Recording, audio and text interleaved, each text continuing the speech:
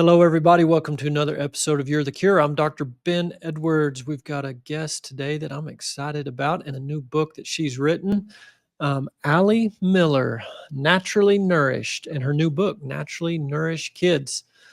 Lately we've been talking a lot on the peace pillar, which obviously is super important. If you're not at peace, your GI tract can't break down that food and absorb it properly. We may get into that a little bit. But we can't forget we're a spirit housed in the physical, and this physical body needs to be stewarded the right way so it can function like it's designed to function. So there is this natural realm and natural stewardship that needs to happen, and these mitochondria work a lot better, guys, when you feed them deep nutrition, when you flood your cells with nutrients God intended for your cells to have. They will function better. So sometimes anxiety and IBS and autoimmune disease is 100% from what you're putting in your mouth. So we can't forget that. We are body, soul, and spirit.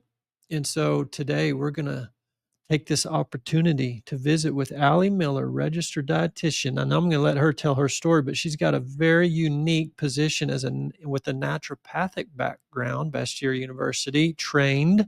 And she is a powerhouse. She has an amazing website, helps a lot of people. Doctors don't learn about nutrition. I talk about this all the time.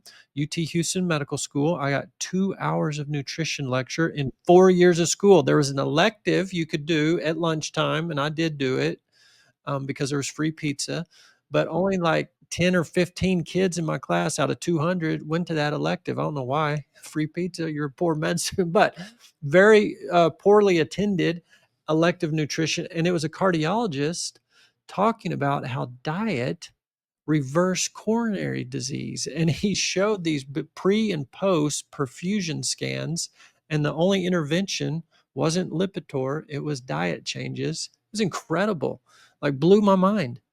And I went up to the podium after these images and what he explained. I said, Doc, why are you on this little lunchtime elective, not on the main circuit, on our main lecture series?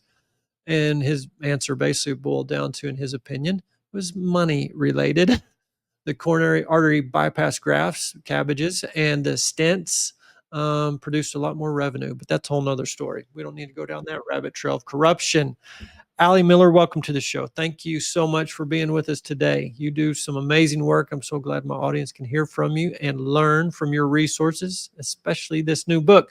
But before we jump into the book, just tell us a little bit, share with my audience, because I think you're probably pretty brand new to most of them, just a little bit about your background, how you got to where you are today. Well, thank you for having me on the show. I'm excited for a fun conversation about using food as the first line of defense as medicine for the body. And I think that that's a really important topic to cover and for people to feel empowered by versus fear mongering that we're starting to see a lot with the chemical additives and ultra processed foods. There's a way to navigate around them. And so throughout this hour, hopefully y'all feel really confident in identifying what is God food, what are whole real foods versus ultra processed industrialized products. And really, I think a lot of those products don't even deserve the term food to begin with. And we can unpack that nuance as we get there. But my background, so I'm 40 years old now. I have been in the world of natural medicine and functional medicine since my 20s. I went to Bastyr University, and that is a naturopathic college outside of Seattle. They now have a California campus as well. But at that time, it was just Seattle. I went there from the Midwest. I went to University of Iowa, and I started schooling as a dance major and always loved the idea of using the body as an instrument per se, a form of expression. And really early on decided that I wanted to get more medical based. And I was moved into natural medicine because I was volunteering a lot at farmers markets and digging into sustainability within our food system. At that time, I made the choice to be a vegetarian, which then became vegan. And the Bastyr cafeteria actually was vegan, vegetarian at that time. I think now they have bone broth, which is a really big win. But that was actually part of getting me out there. And during my experience out there, I started to read books by Dr. Natasha McBride. I started to learn about the GAPS diet. I started to learn about traditional foods, the work of Weston A. Price. And really, myself, I had the first onset of a panic attack ever in my life at age 22 or 23. I was driving over the bridge in Washington. It's a floating bridge. It of itself could give someone anxiety. But, med student, super overloaded, a lot of sympathetic nervous system survival drive going on. I also was clinically B12 deficient. We found out after blood testing due to my vegan diet. At that time, I wasn't supplementing, and I was eating a lot of anti-nutrients with the right intention, but the wrong application. So I was eating a lot of analogs like isolated soy protein and vital wheat gluten, both which took a toll on my gut and my thyroid. I was diagnosed with Hashimoto's thyroiditis, and I was also diagnosed with anemia. I had a ferritin level of a 3, which we like to be over 60 to regrow our hair. So I was having hair loss. I was pale. I was short of oxygen from the low iron status, and was starting to have onset of severe anxiety, panic, and fight or flight surges. And I have always been a type A individual, but when I went to Bastyr, I said, I can't just get straight A's. I have to master biochemistry. I have to feel super confident in anatomy and physiology, and not just for the A's, but for really ensuring that this is my work that I can lead with passion and conviction. So long story short, I ended up making peace with becoming an omnivore. When I went down into the literature and started learning about traditional foods, I really had to make peace with more of a snout to tail eating style, respecting the life of the entire animal, including organs into the process. I broke my vegan diet with raw oysters and egg yolks, and then quickly transitioned to a ribeye, a grass-fed ribeye. My husband was searing it on a cast iron, and I was cramming for an exam, and he said I floated in like a cartoon character, and before he knew it was gone. And so I think intuitively my body just really wanted that heme iron, and I really haven't looked back. And I wrote the anti-anxiety diet in 2018. It came out, really sharing that story, and then this approach of our gut microbiome and the production of neurotransmitters and how that plays a role with mental health, the role of specific micronutrients and how they can even build neurotransmitters when we're talking about amino acids and cofactor vitamins, and exploring things like adrenal insufficiency, hormone burnout, et cetera. And so that's where a lot of my work has been. I had my daughter Stella in 2016, and so she's now 9. And also along the while, I've been really passionate about child nutrition and started to work with a lot of ADHD and neurological cases from the anti-anxiety diet, but realized that the resource wasn't providing enough for families, households, the huge influx. We're seeing now 1 in 5 adolescents dealing with a mental health disorder or learning disability. And so the work of Naturally Nourished Kids is a collaboration between myself and my partner, Becki Yoo. She's my clinic partner and the photographer of my past books, and we co-authored this book together. She's a mother of now 3. She has a 4-week-old, a 3-year-old almost, and almost 5-year-old. And so it's our collaborative project. That is awesome. And that is out now or just about to come out? It comes out September 16th officially, yes. Okay, cool. So give the audience a little bit of an idea. What would be the type of mother and father that would want to read this book? Is it more focused on kind of the clinical side, anxiety, ADD, learning disability, versus just generally how to not be a standard American kid and how to feed your kid deep nutrition? Yes. So I love that we can really root things in spirituality in this conversation, because I think it is for every household, and it's especially for parents that are looking to raise their children in this world, but not of this world. And, I often, Romans 12:2 is on the mantle of my household, to not conform to the patterns of this world, but to be transformed by the renewing of our mind. And I think when we're talking about food as medicine, we're talking about reframing these constructs of the way we ate as children and what's been packaged and sold to us or normalized. it takes a lot of conviction to eat whole real foods actually in today's life. And so I hope that this book provides the confidence of the parents in the household to provide that at the soccer games, at the birthday parties, at every school lunch, and really making the household dinner table the centerpiece of instilling a lot of value in the household, investing spiritually, emotionally, mentally, but also nourishing our household members at that time, taking the time to make mealtime intentional. And I love what you said about pillar of peace, because I think that's what gets a lot of busy parents these days is it's another thing to do. And if we approach mealtime as another thing to do and not something that we are so blessed to have the opportunity to provide, there's a totally different experience that is going to be experienced both palpably, energetically in the household members, and also with your relationship of when you meal plan, when you follow the guidelines of Naturally Nourished Kids, you're checking off boxes. And I think that instills confidence, and it provides then the foundation to ensure that you make it a reality. Yeah, for sure. Well, you had mentioned the ultra processed thing and navigating. Obviously, that's been in the news ever since Maha, Bobby Kennedy, Yes. food dyes, that whole thing.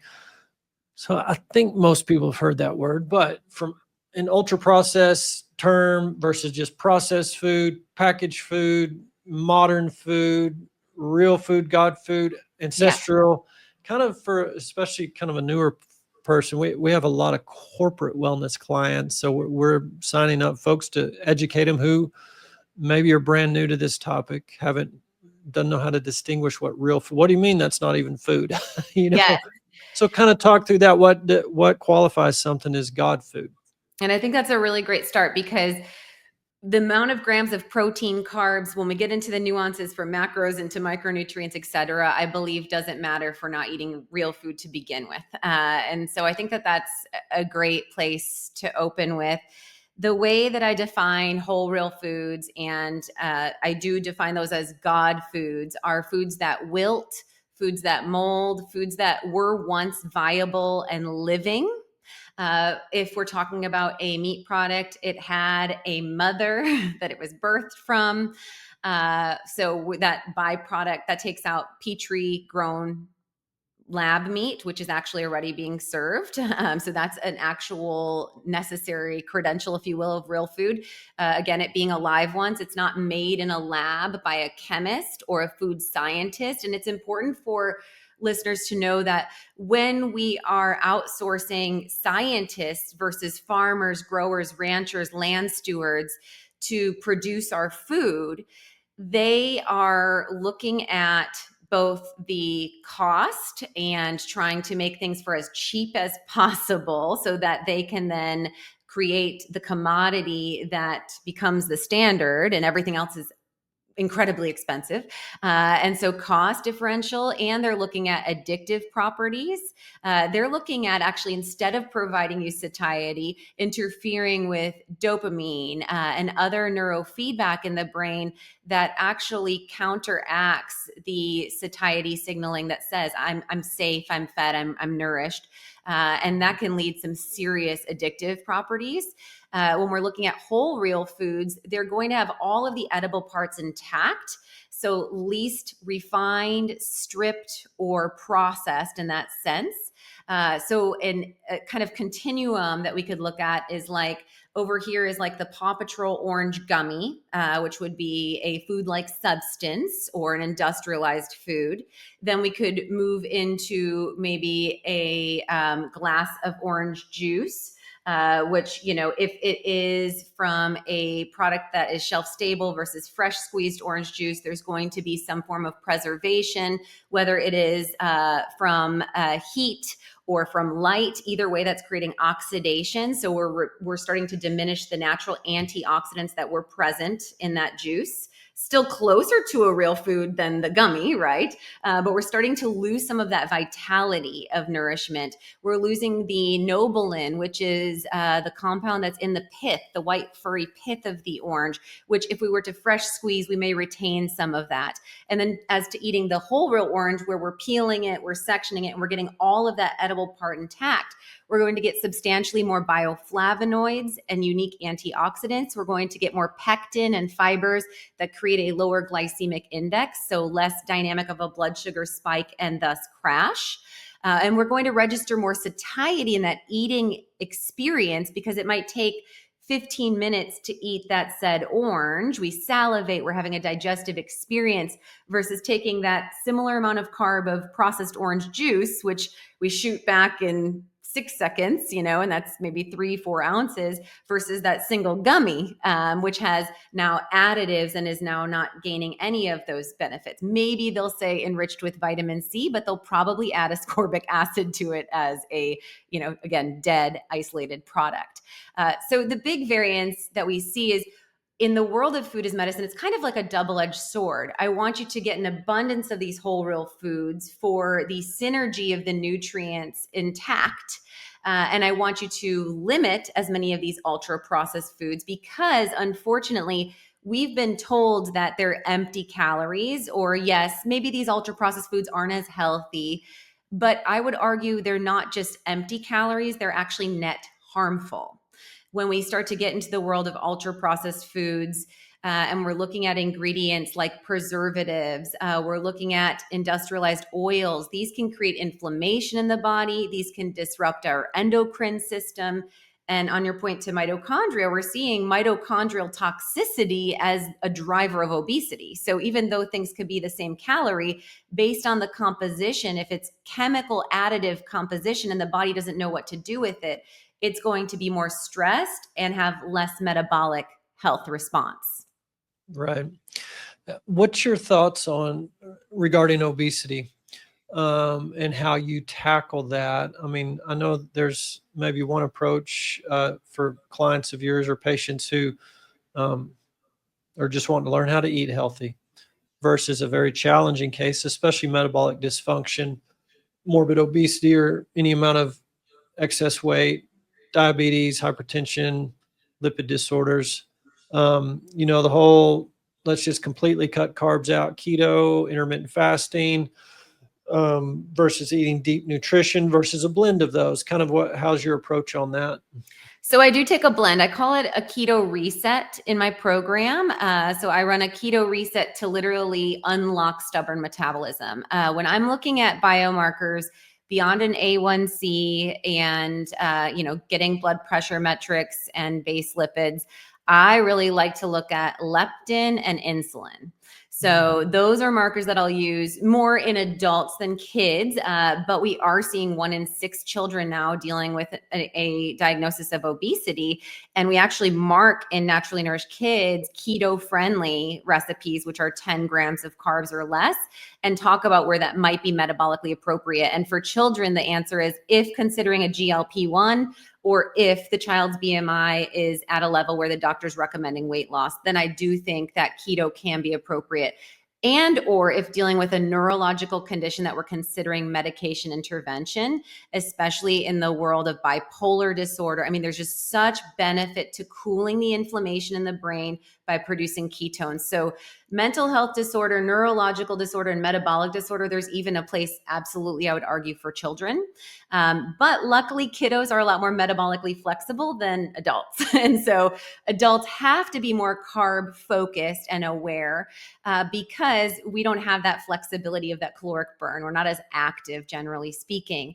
And we can see individuals that have insulin resistance before their A1C starts to show pre-diabetic. So hyperinsulinemia or excessive insulin levels often precedes even pre-diabetes. And yet that's still a time that we're seeing on a cellular level that the cells are overstressed with food, and we need to bring down that insulin level to a sensitive level. I like it around 8 or less clinically, and I will do that by completely bringing carbs down to 30 grams per day, only coming from residual sources. So only coming from the carbs in your avocado, your almonds, your broccoli, etc. And so I count a tight 30 total carbs.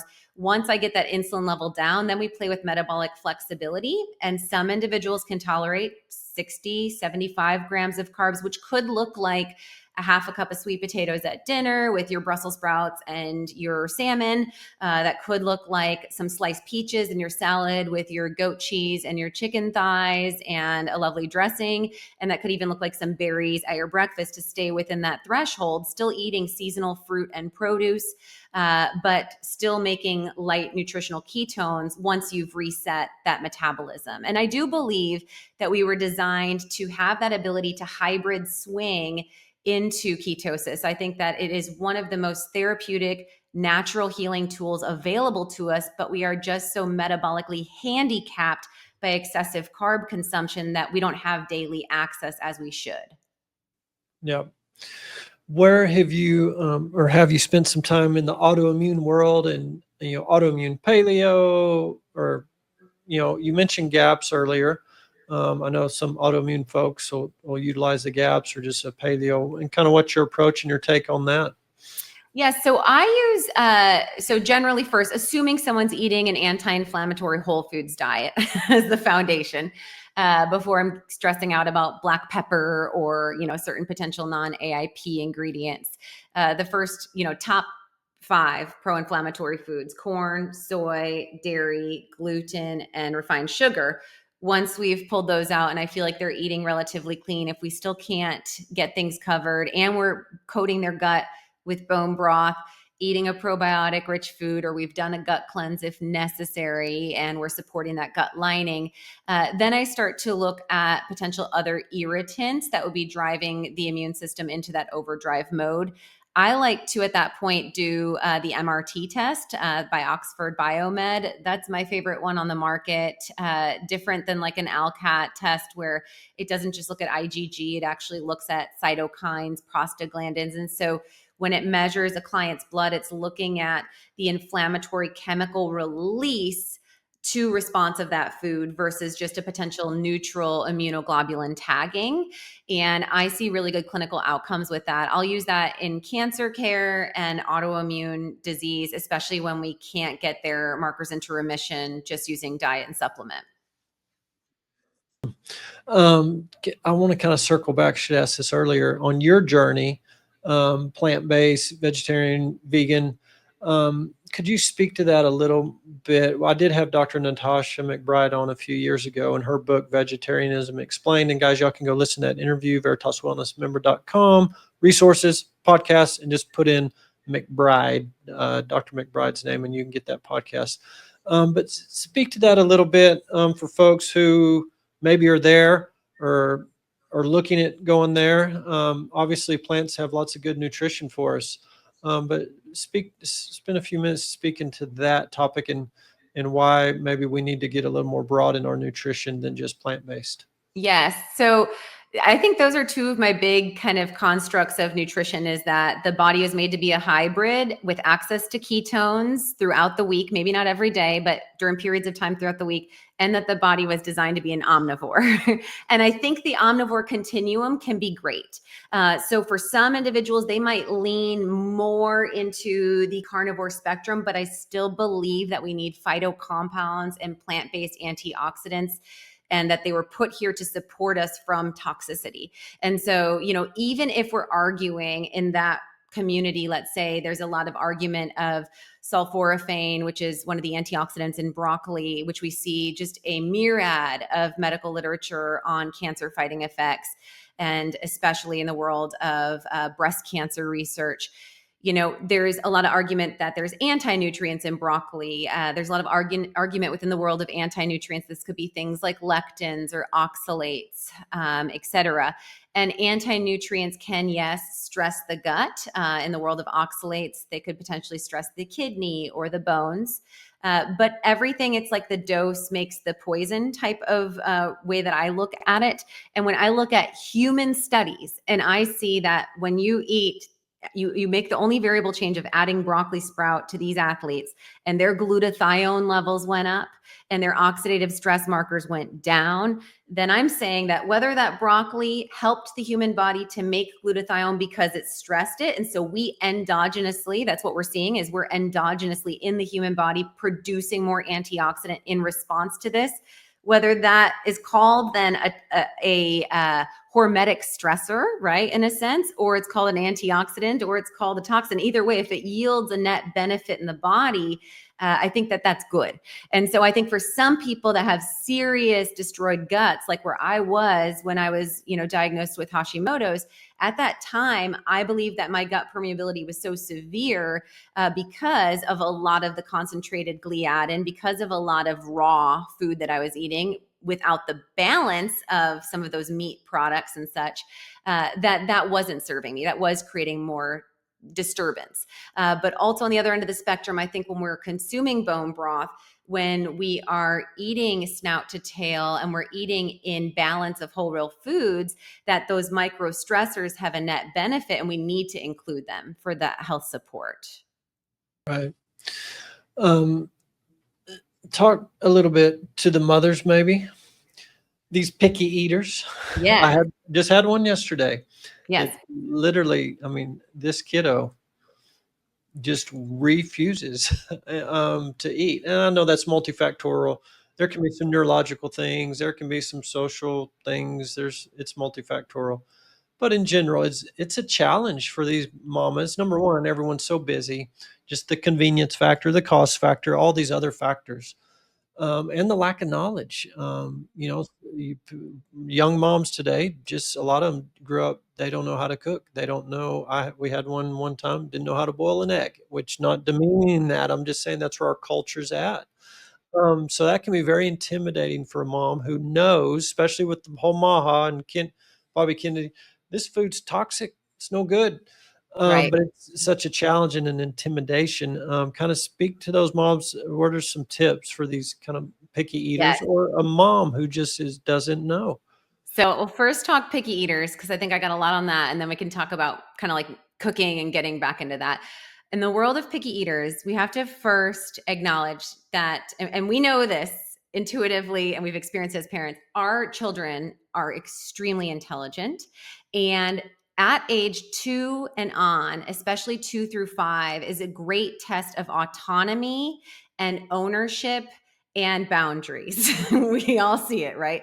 And so when we're in the world of food, this is not a place where you want your child asserting boundaries and autonomy to work against you in a power struggle. You need to be very aware that this is a common place where children feel that they're able to assert themselves and they are able to read the emotional stress it puts their parents under. And it is a control grasp. It is a known feedback. And the more we stress out about it, they feed off of it, etc. So I want you to intentionally, first off, ensure that when we're talking to our kids, we are listening and we are actually wanting to have a symbiotic experience with them in the kitchen. We want to understand their likes and dislikes, because ultimately that's what children want: attention, to be heard, to be seen, and to be understood.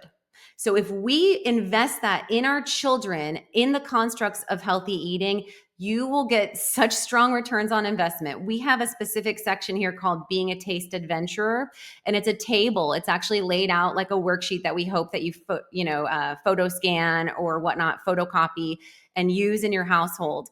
And it can take 10 to 15 introductions of a new food for a child to learn acceptance. We work with the children and we provide you areas of conversation and guided conversations starting at age 2 all the way up through 18. And some husbands or wives might need it themselves. And so instead of saying this is yucky or I don't like this, we need to learn about the why. We talk about texture, we talk about taste, we talk about appearance, and we talk about combinations and flavors. So if my daughter at age 3 didn't like cooked bell peppers, I learned after talking with her, instead of her just saying yuck and flicking them on the floor or not eating them and me throwing them down the disposal or to the chickens, I asked her, what is it about these peppers that you don't care for? And after conversation, I learned that she thought that they looked like slimy worms. And that's fair. Like if something looks like slimy worms, maybe I also don't want to eat it. I hadn't seen them that way. So I asked her, hey, what if I cut these up next time and we do them in your quesadilla? Would you be willing to try it? Okay, I'll try it. Well, we'll get a star on your Taste Adventurer chart if you try it that way. So we should give it a try. Guess what, mama? I don't mind them peppers in my quesadilla like that. And so it's like, well, there you go. You just got to win. And all you had to do is take the time. And we also found out she likes crunchy raw peppers in that same shape, but she just didn't like them cooked. And so again, it's when we're having conversations also at the dinner table or on the morning of meal planning. We have fish today for dinner. Would you like it seared in butter with spinach, or would you like it dredged in almond flour like fish sticks? That's the two ways mama can prepare it. And then they get autonomy and choice, and they're committed to their decision, and they're likely going to accept it. You don't say ever to your child, what would you like for dinner? Because then you're opening the door to not honor. The thing is what happens with parenting is if you let them speak and you don't honor them, that breaks the trust in the relationship. You have to be very mindful about the types of questions you ask and the offerings so that they get what they ask for. So it's, what protein choice would you like between leftover burger or deli roll-ups in your lunch tomorrow? Or for a green item on your plate, can you go in the refrigerator and select a vegetable for tonight's dinner? Right? And so it's like very guided, very intentional, but you're bringing them in. And this scales up as they grow. You then start, we have an entire section about getting kids involved in the kitchen, anything from washing the lettuce to setting the table to making the salad dressing in the ball jar. My daughter at 9 now has oven privilege, so she can light the burner of the gas stove. They get excited and they're in it. And then that investment feels like it's fun. It feels like you're dancing, and it's not white knuckling. It's not hoping and praying that they'll eat the thing and not looking and being too excited about the wins. It's a celebratory experience for all. Hey everybody, quick break from the show. I've got something really special to share with you. I'm so excited to introduce You're the Cure, a self-paced 9-module online video program we've been prayerfully and passionately building here at Veritas. And this isn't just another wellness program, it's a movement of truth, transformation, and hope. And I truly believe it has the power to change your life. It's designed to help you uncover the root causes of what you're facing and walk in true healing. I'll be guiding you along with other members of the Veritas team as we return to God's original design for your health. Through simple, powerful tools focused on nutrition, hydration, movement, and peace, you'll gain clarity, confidence, and lasting transformation. The journey is yours to take because the truth is you are the cure. Head over to veritaswellnessmember.com to get access today. Become a Veritas Wellness member now and get $100 off the program. Guys, I'm just so excited about this. After 20 years of practicing medicine, it's boiled down into this. This is the core of what you need to truly be well. So we'll see you in the program. And how would you encourage these parents that are kind of new to the real food journey, and probably more from the busyness standpoint, because we're all so busy? Yes. And that is, and I think a part of that is like I said before, about intention of just surrendering to the investment. This has to be an investment in the household. And this is a cultural problem, I believe, but we have put such a value so quickly on children's sports and after school activities that can create a lot of disharmony in the household of trying to get 4 kids off to 4 places with 2 vehicles and 2 parents that are burned out at the end of a day. And then they just look at each other with tired eyes of what's happening for dinner? Where are we stopping? What are we doing? In those types of scenarios, if we've already overcommitted, we have to batch cook. We have to meal plan on Saturdays or Sundays. And it's really important that when you wake up, when your alarm goes off at 5 or 6 a.m., you know what's for dinner, because that's setting you up for a better opportunity to make it happen. I'm a big proponent of buying local produce and meats. And so we visit a farmer's market weekly as a family. It's something that we do together. And it's a way for also us to pay our dollar to our farmers directly and invest in the security of the food and real food access, but also to eat within season and to stay inspired versus the same monotony of carrots, broccoli, celery kind of thing. And then with meats, we keep a deep freeze. And so when my husband and I are sitting with our cup of coffee, we open the deep freeze, we pull the meats we want to slack for the week. And that's money slacking. Like, you have to make it, and so there's that commitment. It's sitting, it's ready to be prepared. And then we just kind of grocery shop based on the blanks of in between what we didn't get from the market and or our deep freeze. And I do think you need to have a couple 15-minute throw together meals. It does not take long to pan, sear, and oven finish a protein, usually 3 to 5 minutes on each side with a quality fat. And so like getting out the barriers from these having to be super complex recipes, some of the best meals we have 5 or 6 total ingredients. And so it could be chicken thighs, a steak, a piece of fish, usually bone down first, 3 to 5 minutes. I use tallow often as my go-to cooking fat. Then we flip it to skin side down, flip it one more time, literally just salt and pepper on that protein, finish it in the oven at like 375. As that's in the oven, I'm cutting up my broccoli or cauliflower. That takes all of 5 minutes. Shake that in some olive oil and an herb, pop that in the oven, and you can literally stab a couple potatoes if you want, or cook up some rice. All of that hands-on can be 12 to 15 minutes and can feel in a deep state of surrender and peace if you allow it to, and you set that principle and tone versus chaos reactive. When you know what's going in, you just kind of do it. Answer. You just got to do it. That's right. It's awesome. Very helpful. Can you touch on maybe some key nutrients and or key foods, especially for kids? You know, you can get in your routine, and even like you just said, so busy, and you might end up doing that protein broccoli thing a few times. But are there some key ingredients or nutrients that our kids really need that if we just knew about them and we kept them consistent in the diet, what would that be? What food group or key ingredient? Food group of importance is protein. Truly. We just see such compelling literature on protein, and especially in the prefrontal cortex of the brain. So this is the part of brain that makes decision-making processes. This is like the advanced intellect. This has learning and recollection of information. Also impulsivity control. So like that's the important part of the brain that we want nourished for our children to set them up for success on a school day and even out in the real world. We all want our prefrontal cortex optimized. And we see in studies that protein nourishes this part of the brain. And when we eat excessive refined carbohydrates, that we can have prefrontal cortex dysfunction. We can even see hippocampal shrinkage in the brain when inadequate protein is consumed and or if kiddos aren't chewing enough. So I like to encourage in all meals minimum 20 grams of protein, which is about 3 ounces of biological source protein. So this could be a string cheese stick would be 1 ounce. And then we're still looking at maybe like 2 ounces coming from leftover meatballs, or could do, we like to do in lunches kebabs often. And this is fun from like ages 6 to 12, I would say, where now there's so many different fun sticks out there, whether it's like bamboo or it has a little fish on the edge or a unicorn or whatever. My Stells will do her own kebabs where we'll take leftover pieces of grilled chicken, maybe olive, cheddar cube, and cucumber maybe. And so all those go and she makes a bunch of kebabs, or it could be leftover sausage or burger with a chunk of lettuce and a cherry tomato and a piece of bacon. And that would be a kebab. And maybe we'll make a fun like BLT dip kind of thing.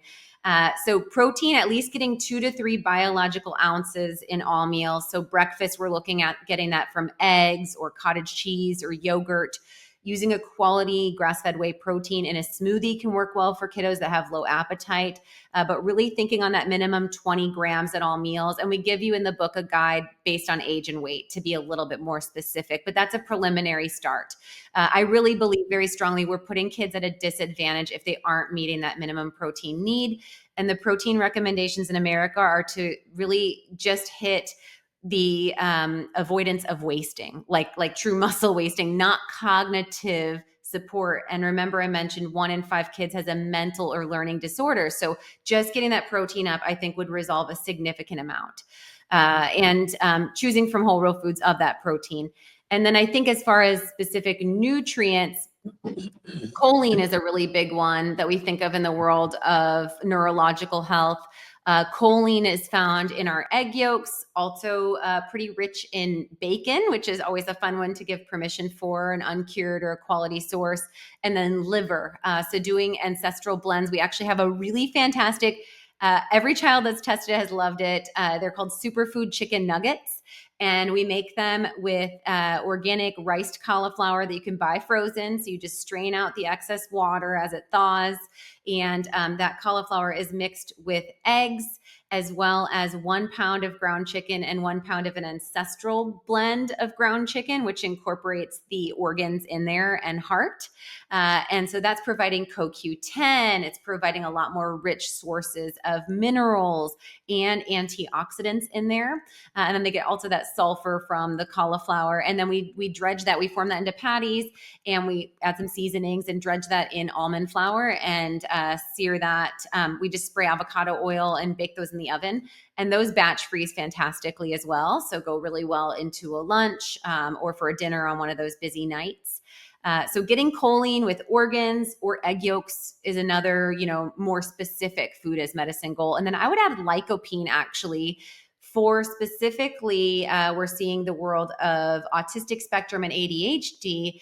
We see a lot of BPA and other forms of plastics higher bioaccumulated in these kiddos. And we know that lycopene can actually offset the stressors of these in the body. We can actually see BPA levels go down when lycopene is eaten in abundance. So like my tomato basil bone broth soup, or even using tomato paste and making a really nice, like leveled up ketchup, where maybe we're adding coconut oil in there and some herbs. That could be a really lovely delivery as well. And then getting tomatoes in a salad as well. Yeah. Awesome. What about ferments for kids? What's Love it. kind of some of your go-tos? Yes. So one of our guidelines of eating naturally nourished is having a probiotic-rich food 4 times a week. And for some kids that are dealing with digestive disturbances or autoimmune conditions, maybe dairy wouldn't be the best option because usually we think yogurt, kefir, raw aged cheeses as easy ones for kids. But we also extend that into the world of pickled vegetables. So these work really lovely. We even have we have kimchi incorporated in our Thai sardine cakes. There's a kimchi dipping sauce also in our acorn squash, cheesy acorn squash fingers. And we have a quick pickled onion recipe as well in our barbacoa tacos. So pickled vegetables can be lovely, even consuming the brine as a good electrolyte when we're dealing with immune issues or having diarrhea. And then we also look to kombucha as a dairy-free option, which can be sipped. Let's talk a little bit about babies. Obviously, breastfeeding's awesome. Transitioning from breastfeeding to how to talk through that a little bit. And does your book go into that? It does. So there is a section, I think that's called Throughout the Ages. So it starts with what's called Savory Starts with baby-led weaning. And then it goes all the way into Making Healthy Hip for your teenagers. So we try to get you covered in all of the developmental stages that your child is going through. And I believe that Savory Starts is so essential for wiring your child's palate for eating whole, real foods. So, many of us are told at the doctor's office, I think the still general recommendation through the AAP is fortified rice cereal or fortified oatmeal. And so back to that idea of a whole, real food, both of those instant cereals are heavily processed. And so very low fiber, very low parts of their grain intact, and have preservatives like soy lecithin. And these foods are synthetically enriched. And so this is concerning, especially if we're talking about MTHFR, if your audience is familiar of, concerns with genetic mutations with folate usage. And that methylfolate pathway, when kids right off the bat in either a synthetic enriched formula or baby infant cereal are getting synthetic nutrients, specifically folic acid versus methylated folate, this can set up for a lot of neurological dysfunction and can interfere with detox processes as well. And then those rice cereals are high glycemic index. So we're right away stressing that insulin response. And so we instead look at baby-led weaning with whole, real foods. My daughter's first food was avocado, and then that followed by salmon, which was followed by smashed blueberries. The benefits of baby-led weaning are broad. One is going back to that autonomy. So right away, you're allowing a child to both have fine motor development and neurological development, and getting that pincer grip and hand to mouth, and the proprioception of where they are in space and how to feed themselves. That's all very beneficial for child. But they're creating right away self-satiation and hunger regulation. They are choosing when the food goes in the mouth and how much food they want to have. I can't tell you how many times I see a mother on their phone feeding their child cereal with a spoon and not even making eye contact with the poor baby, and the baby's just getting a spoon in the mouth and not even showing that their readiness is to eat. And so right off the bat, we're then starting a little bit of a, I believe, an unhealthy relationship with eating experience when we're being kind of force fed without cue and desire. So satiety is regulated, blood sugar is regulated because there's more fiber in these whole foods. We're getting protein right off the bat with salmon as early as 6.5, 7 months, instead of just refined processed carbs. And we're also setting that palate for savory versus bland and or sweet. And so even the bitter alkaloids in the blueberry skin, even the kind of more gamey or unique profile of salmon, we know with breastfeeding, we're starting to create taste preference in child from mom's diet. So maternal diet matters as well to set that palate. But those first foods coming from whole real foods and being baby-led weaning, I think can have such a beneficial impact on metabolic and mental health. Yeah. Do you have an opinion or thought, or what would you recommend to clients who, for whatever reason, their breast milk is not available, hadn't come in, they get mastitis, or just whatever the situation may be? How do you handle that? What are your recommendations? So I think absolutely reach out to a lactation consultant if you're having any issues early on. Check about tongue tie, connect with a pediatric dentist that specializes in that, and then reach out to Layla Leche League for donor milk opportunities, and or your circle if you have such opportunities out there. And if and need be, Serenity Formulas is a pretty good brand that I know of off the top of my head. Whole or HOLLE out of Germany is another one. And the things we would watch for, and then even Weston A. Price has a homemade raw milk based formula as an alternate. So at that point, it's kind of just determining good, better, best options. But breast is best in the sense that and this is the idea of, again, God food, right? We are just starting to figure out these third tier nutrients. So we've known about vitamins and minerals, we're learning about antioxidants, but terpenes and these really unique phyto compounds, we're just scratching at the surface. You know, if we think back at the grocery store, there used to be like Red Delicious and Granny Smith. There were two apples. And now we're starting to bring back to life a lot of these heirloom varietals, which have complex visual changes, but also complex nutritional changes. And when we eat in diversity in a whole real food, we're getting nutrients that I think we haven't even identified. In the world of breast milk specifically, you know, you're getting human milk oligosaccharides.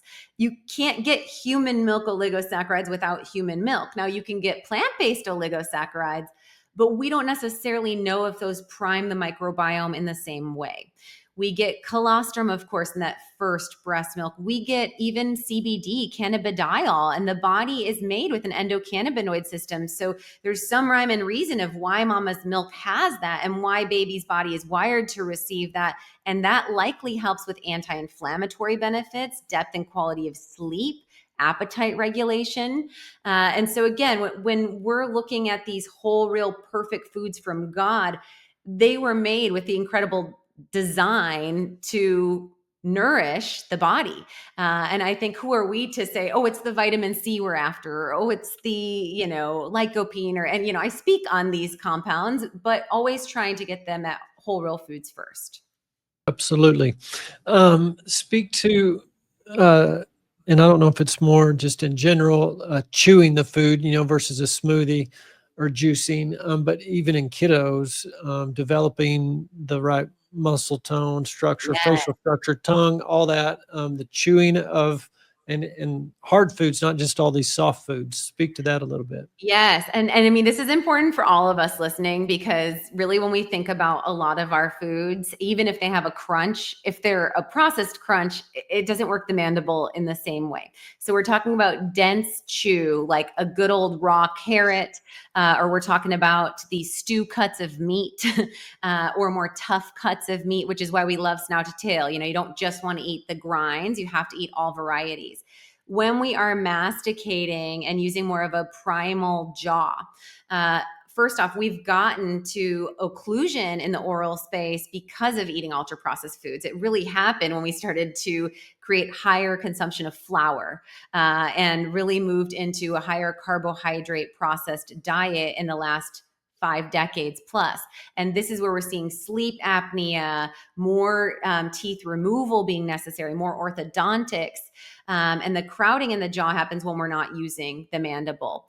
Another thing that's important about using the mandible is that, you all have heard of the fight or flight versus rest and digest state. So that fight or flight is the sympathetic nervous system. The rest and digest is that parasympathetic nervous system. When we chew, we're actually creating more salivary enzymes, and that's actually telling the body that it's safe. We actually see through the vagus nerve regulation and fine tuning that occurs that doesn't happen with just like sucking a smoothie through a straw or having a pouch or a bar that's pre-processed protein bar. We're just kind of gumming that and swallowing it. When we're actually chewing, the body says, oh, I'm safe. And it goes into more of a parasympathetic nervous system. If you think about it, if we're running from a cheetah, we're not going to stop to gnaw on a steak, right? We're running. And so when we salivate, we even see yawning as a sign of vagal nerve tone, right? But chewing actually is a way to swing that pendulum to safety. So really important to prioritize that, because that gives us neurofeedback to get into that less stimulated space, especially important when kids are in LED lights and they're on screens for their education and they're just being hyperstimulated. We need to swing back into that primal regulatory safe place. And we even see with brain function, not only having less cortisol and feeling safer, which is key, but we do see also in the hippocampus region, a soft diet can start to create atrophy in that area. And so really important that we're getting something dense and chewy at least once a day is kind of the goal there. Yeah.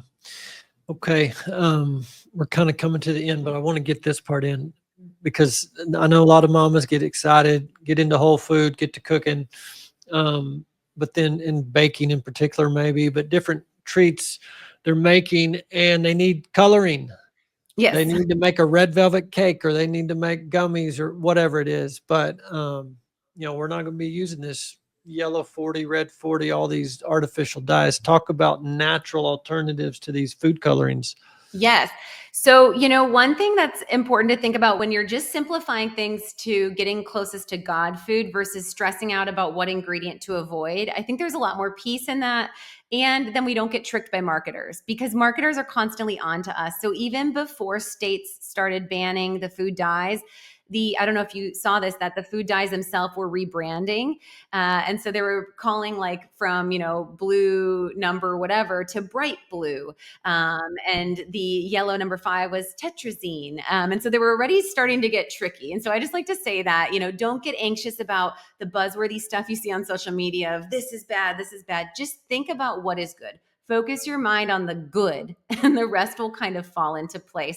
So when we're looking at getting color, we look at like the rainbow of produce, or the rainbow that we're provided in the world of antioxidants and phytopigments, and how we can use those. And I actually have a table in Naturally Nourished Kids where we take a food dye, we talk about the research of the harm. So whether that's bladder cancer, whether that's behavioral disorder, whether that is kidney stones, etc.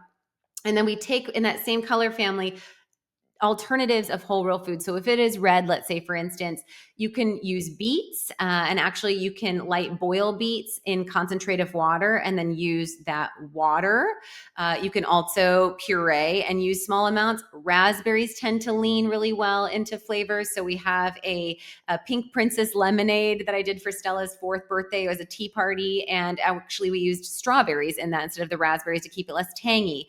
But blending berries can be a really beautiful still color pigment. We look at in the yellow turmeric. We look at in the green options like matcha, which in small amounts, I'm talking less than a 16th of a teaspoon, will color a heavy cream based frosting. And I have the recipe named after my daughter in here. Each of the kids got a recipe named after them, and it's Stella's cutout cookies, actually. And it's an almond flour and honey, very simple. Butter, almond flour, honey, baking soda. That's the cookie. And they turn out really well. Still the same nostalgia of rolling them out with your kids using any kind of cookie cutter based on the season or style of party. And then we just use a very simple buttercream frosting. And so, yes, it's organic powdered sugar, right? Good, better, best. But a heavy cream, a little bit of vanilla bean, and that's it. And then whatever of these natural flavor compounds. We use elderberry syrup sometimes for more of like a purple pigment. And what's so beautiful is when we lean into these antioxidants to give color, we're adding more vibrancy and nutrients to the food. So now, instead of having that hyperactivity or the stress of neurological impact or cancer, we're giving antioxidants that combat against toxicity. We're getting anti-inflammatory support from that turmeric, or that elderberry is helping our body to combat viral exposure. And so again, it's not that net neutral, it's that these are net harmful. And when you use food as medicine, you actually get net benefit. And I think that's what really helps to wrap our mind around it when we're making these decisions of what goes in our bodies and our children's bodies. Amen. Well, I do want you to share with the listeners how they can follow you, how to get the books. Again, the 2 books, The Anti-Anxiety Diet, Yes. Naturally Nourished Kids, which is coming out soon. Yes. But what's the best way for people to follow you, find the books, and continue to just learn more about your work? Yes, thank you. So my website is very simple, alliemillerrd.com. And we have both books on there, as well as protocols and my supplement line, Naturally Nourished. And then I have a YouTube channel and podcast under Naturally Nourished. And so our YouTube is more bite-sized. We show you actually in the book, we have a YouTube icon. So like our Super Greens Cube, how to troubleshoot bone broth, some of these things that might need a little bit of a visual cue. The homemade marshmallow recipe made with gelatin is fantastic. You'll never buy a marshmallow ever again, but sometimes you need to see it being done in the kitchen. So we try to help connect the dots there on Naturally Nourished.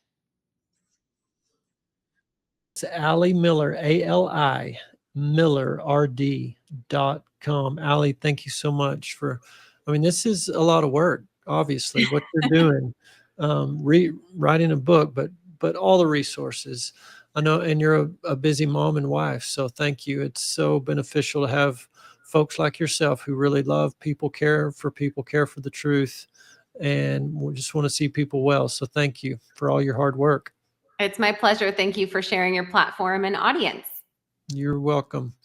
Okay, everybody. Dr. Ben Edwards, You're the Cure. This will be broadcast on all the usual platforms for podcasts. Plus, it'll be archived on our website, veritaswellnessmember.com, on YouTube.